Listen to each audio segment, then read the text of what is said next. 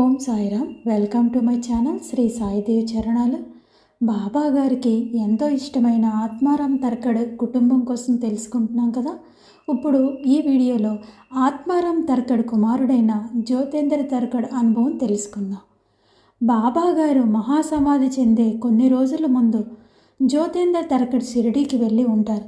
గణేష్ నవరాత్రులు అయిన తర్వాత మెట్రోమాక్స్ లైట్లు సర్దుతూ ఉంటారు మసీదులో. జ్యోతేంద్ర తర్కడ్ బాబా మసీదు మెట్లు ఎక్కుతూ ఎంతో నీరసంగా ఆయాసంగా ఉండటం గమనిస్తారు జ్యోతేంద్ర.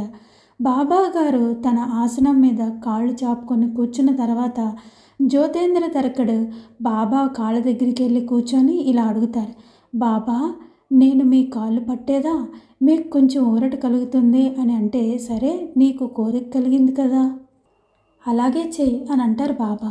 అప్పుడు చాలాసేపు కాళ్ళు పడతారు జ్యోతేంద్ర తర్కడ్. కొంతసేపు అయిన తర్వాత బాబా ఇలా అంటారు, ఇంకా నీకు నాకు ఇదే చివరి కలయిక, ఇంకా నువ్వు నేను కలగపోవచ్చు బావు. ఇక్కడికి వచ్చిన వారందరూ ఏదో ఒకటి అడిగి తీసుకొని వెళ్తున్నారు.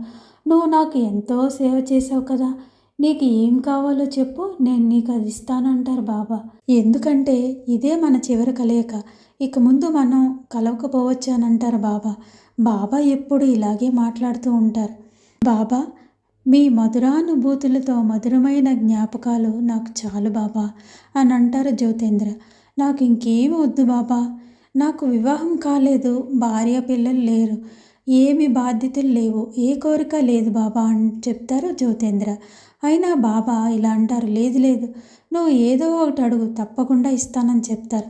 అప్పుడు జ్యోతేంద్ర తర్కడ్, సరే బాబా, నాకు ఈ జన్మలోనే కాకుండా మరి ఏ జన్మలో అయినా, నేను ఏ జీవిగా పుట్టినా నేను ఆ జన్మలో కూడా నాకు మీ పాదాల చెంత ఉండే భాగ్యాన్ని ఇవ్వండి బాబా అని అడుగుతారు తర్కడ్. అప్పుడు బాబా చాలాసేపు మౌనంగా ఉండి ఇలా అంటారు, నువ్వు అడిగింది ఇవ్వటానికి ఆ భగవంతుడు నాకు అనుజ్ఞ ఇవ్వలేదు. నువ్వు నన్ను నీ బద్ధుణ్ణి చేసుకోవటానికి అడిగావు, కానీ నేను ఎవరికి రుణపడి ఉండలేను, ఎవరికి బద్ధుణ్ణై ఉండలేను. ఇందుకు నాకు ఆ భగవంతుడు అనుజ్ఞ ఇవ్వలేదు, కాబట్టి నువ్వు కోరినటువంటి కోరిక అవ్వదు అంటారు బాబా. అప్పుడు జ్యోతేంద్ర ఇలా అంటారు, బాబా మీరు అడగమన్నారు కాబట్టి నేను అడిగాను, కానీ నాకు నిజంగా ఏ కోరిక లేదు, కాబట్టి నేను అడిగిన కోరిక మీరు తప్పకుండా తీర్చాలి బాబా అని అంటే, మిగతా జన్మల గురించి నాకు తెలియదు తర్కడ్, వచ్చే జన్మలో నువ్వు నేను 10 సంవత్సరాల వయసులో ఒకే కంచెలో కలిసి భుజిస్తాం.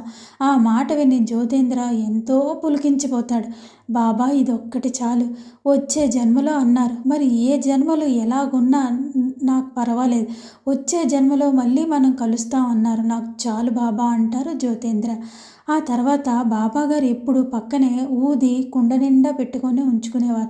ఆ కుండ నుంచి బాబా చేతితో గుప్పెడు ఊదిని తీసి జ్యోతేంద్రకి ఇస్తూ, ఇది చాలా మహిమ కలది, శరీరంలో పోయినటువంటి ప్రాణాన్ని కూడా తిరిగి తెస్తుంది, దీన్ని నువ్వు జాగ్రత్తగా ఉంచుకో, నీ వారికి ఏ ఆపద వచ్చినా దీన్ని ఉపయోగించుకో అని చెప్తారు. నువ్వు రేపు ఉదయాన్నే బాంద్రాకి వెళ్ళిపో అని చెప్తారు బాబా. జ్యోతేంద్ర ముఖాన్ని బాబా ముఖం దగ్గరగా తీసుకొచ్చి బాబా 2 చేతులతో 2 చెంపల మీద చేతులు వేసి జ్యోతేంద్ర తర్కడ్ మొహం మీద, ఇదే మన చివరి కలయిక అని చెప్తూ బాబా ఎంతో బాధగా కనిపిస్తారు. జ్యోతేంద్ర అనుకుంటారు, బాబా ఇలాగే ఏవేవో మాట్లాడుతూ ఉంటారు, నేను మళ్ళీ షిరిడీకి వస్తాను బాబా, మీరు ఎప్పుడు పిలిస్తే అప్పుడు వస్తాను బాబా అని చెప్తారు జ్యోతేంద్ర తర్కడ్. వెళ్ళిపోతారు బాంద్రాకు వెళ్ళిన తర్వాత తన తల్లిదండ్రులకి జరిగిందంతా చెప్తారు. ఆత్మారాం తర్కడ్ ఒక మంచి వెండి భరణి తెచ్చి ఆ ఊదిని ఉంచుతారు. బాబా గారు ఫోటో కోసం చందనంతో ఒక మందిరం తయారు చేయించి పెట్టుకుంటారు వాళ్ళ ఇంట్లోని. అందులోనే బాబా గారు ఇచ్చిన కాయిన్ ఉంచుకుంటారు. ఆ తర్వాత బాబా గారు ఇచ్చిన ఈ ఊదిని కూడా ఒక వెండి భరిణిలో వేసి ఉంచుకుంటారు. ఎంతో జాగ్రత్తగా అత్యవసర సమయంలో ఆ ఊదిని వాడేవారు.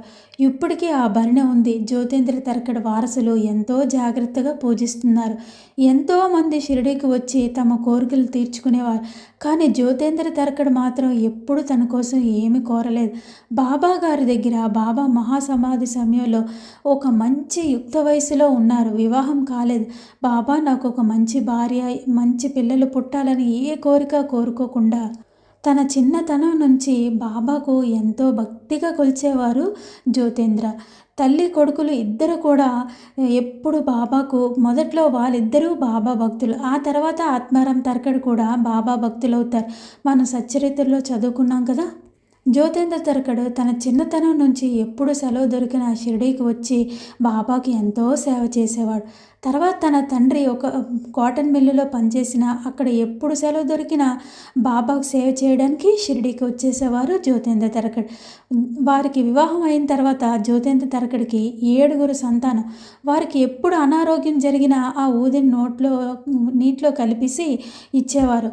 ఆ రోజుల్లో ఎక్కువ మంది సంతానం కలిగేవారు, కానీ చాలా ఎక్కువ మంది చనిపోయేవారు. కానీ జ్యోతేంద్ర పిల్లలు ఎప్పుడు ఏ వ్యాధి కానీ జబ్బు కానీ రాలేదు.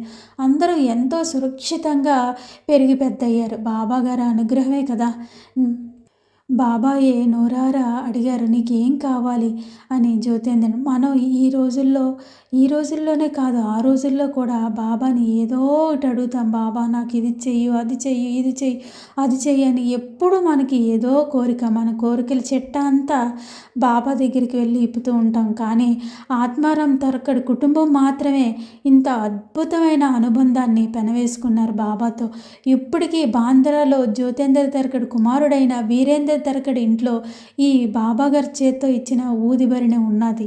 అయితే ఈ ఊది ఇచ్చిన తర్వాత ఒక మంచి లీల జరిగింది. అదేంటో మరొక వీడియోలో బాబాగారి అనుగ్రహంతో తెలుసుకుందాం.